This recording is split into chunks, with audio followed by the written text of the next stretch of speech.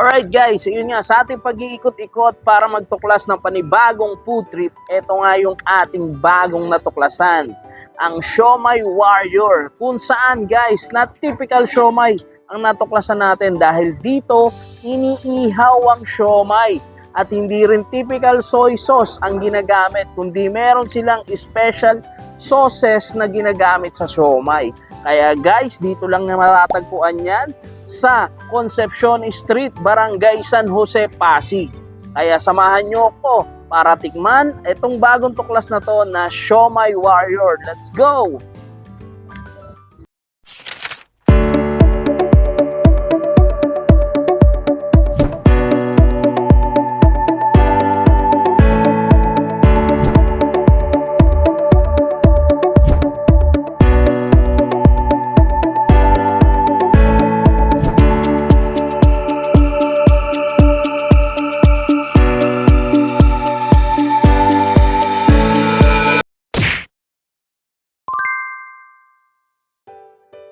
So, eto nga guys, nag-order na tayo ng pork siomai nila. So, kanina nakita natin yan, inihaw na yan. So, meron siyang mayo. At the same time, ito yung special sauces nila guys. Ayan. So, tikman na natin. Let's go.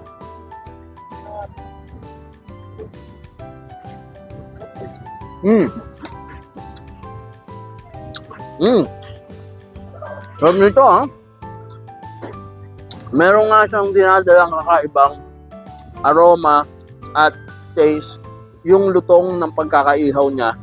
And makikita nyo yung crunchiness at yung lasa ng sauce, ang sarap ng sauce. Manamis-namis siya na medyo may pagka-sour.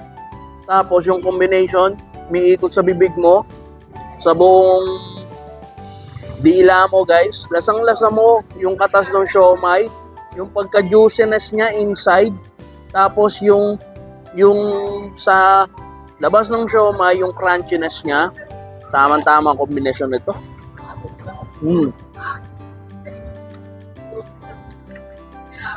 Sarap, grabe.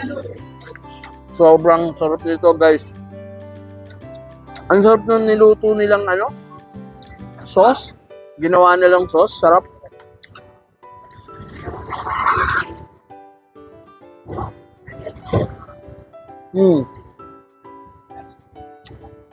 Panalo to guys, panalo. And sabi ko guys, gusto ko kayo challenge. Pasyalan nyo dito, puntahan nyo guys sa Concepcion Street. Dito lang yan sa Barangay San Jose, Pasig City. Actually, halos malapit lang sa mga tindahan dito na na-vlog na, like yung Aki's. Ayan. At the same time, yung A. Bonifacio. So, pasyalan nyo guys. Ang sarap nito, grabe. At ang ganda ng concept. First time ko makatikim nito na inihaw siomai. And hanggang ngayon, nandito yung crunchiness. Tapos, inside yung juiciness niya. Ang sarap ng sauce, grabe.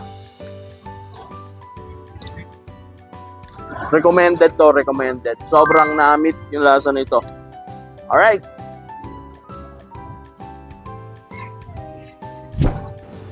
Iba't ibang food trip nga ang meron pa dito guys. Kung mag-iikot kayo, marami pang pagpipilian. Like rice meal, ramen, at meron pang mga shakes.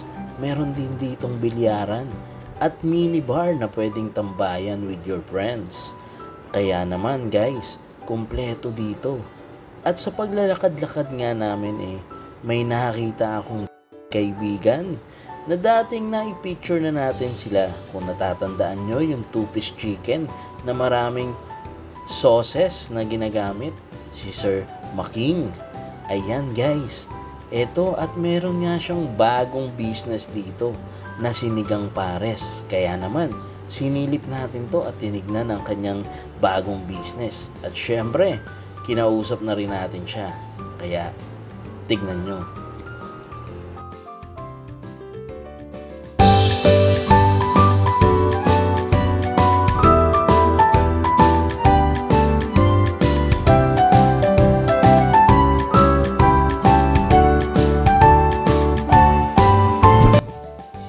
Alright guys, eto nga at nakita natin yung dati natin o yung nakaraan lang na vlog natin na si Sir Making. Yes, sir. Yun. Hello sir, kumusta? Okay naman, sir. Ayun. At meron nga siya yung pinag-uusapan natin nung vlog natin.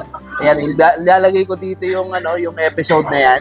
So, panoorin nyo lang guys. At meron nga siya, ito yung pinag-uusapan natin ng vlog na ito nga yung sinigang pares. Yes, sir. Yun. At syempre, Kaya yung secret yung ng cooking. nakaraan. Oo, yung cooking mo. Sige sir, pakikwentuhan kami ng konti tungkol dito sa cooking mo. Ayan. Siguro nabuo ko yung concept nito mga ano lang. Less than 2 months, parang gano'n. Oo. Kasi parang nakuha ko tong pwesto, ang plano ko dito, sisig lang tsaka crispy pata. Mhm. Nag-iisip ako ng kumbaga, siyempre, sikat na sikat yung yung pares. Nag-iisip ako ng bago sa pandinig, gano'n, sa panlasa, baka kasi naumay na sa pares. Oo. So naisipan ko na Tsaka usong-uso pares, no? Oo, usong-uso dahil kay Diwata. Oo. So ayun, naisipan ko maglabas ng sinigang pares na alam mo yun. Oo, kasi Para mabago naman yung typical nila. nilaga diba? Nilaga. Yung talagang pinapakuloan sa buto-buto, sa mga Eto, sinigang naman. Sinigang. Ito, typical din naman na sinigang lang to. Oo. Pero alam mo yun, dinikit ko si pares na kasi ang style ng servings niya is parang pares siya. Mm. Tapos makikita mo naman, sinigang pares, tapos parang beef sinigang siya Oo. na katulad ng pares na meron lechon kawali, may chicharong bulaklak. So, pares talaga. pares talaga siya. Nagkataon lang, yung sabaw niya, isinigang talaga. Tsaka legit na sinigang siya. Oo. Yung alam mo yung sinigang na niluto ng nanay mo, Oo. parang gano'n. Yung Ayun, sinigang pambahay opo, talaga. pambahay talaga. Meaning, may mga gulay ito. May gulay. Which is gulay. healthy.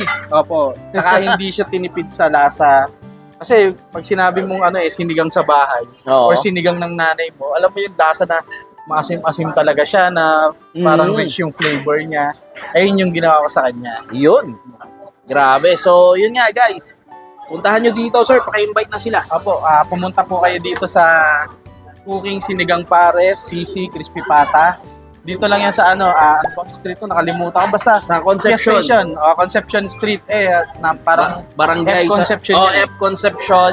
Barangay San Jose. meron na rin tong location sa Google Map. Mhm. Pag ni-research mo yung Cooking Sinigang Pares, lalabas na to. Dito lang malapit sa Kapasigan, sa Pasig, malapit sa KFC, PS Bank, Simbahan. Matatagpuan nyo na lang to. Oo. And yun guys. At bukod sa sinigang pares na meron dito, meron siyang crispy Crispy pata. sisig, crispy pata. Crispy sisig. Ayun, nakwento yan. ko yun boss yung last Oo. time na parang dito ako nag-umpisa sa food cart sa kanto na ang Oo. tininda ko is sisig. Ayun na yun. Ito nilagay na ko yun. Siya, oo. Wow, yun no. So, yun guys, at dito maraming food trip at syempre food tripin nyo. Yung nearby area dito sa Pasig, San Joaquin, dito sa Taguig, sa Embo, Pateros, ayan, pasyalan nyo na, dayuhin nyo na guys. Suportahan natin yung mga ganitong Let's go. negosyo. And talaga nag-iisip to si Sir Making ng mga kakaiba na talagang food trip ng Pinoy. Kaya naman guys, suki natin to at tayo naging malapit na rin na kaibigan ni Sir Making. Ayun, suportahan natin to guys. At syempre, yung Chicks ni King. Yes sir, open pa naman siya. Ayun, Oo, invite malakas din pa rin natin. siya. Ayun, bumalik kayo doon sa Chicks ni King sa Bayimbang. Ayun, last time na na-vlog ni sir. Oo. So, Okay naman. Masyalan nyo guys. Available pa rin yung Yung mga two-piece chicken chicken dyan. chicken, Oo. tsaka yung mga giant lempo. Oo. Kaya yun, maraming salamat sir. Thank you, God sir. bless. Thank you. At yun, titikman na natin yan. Sinigang pares. Alright, thank you sir. Okay. Thank you.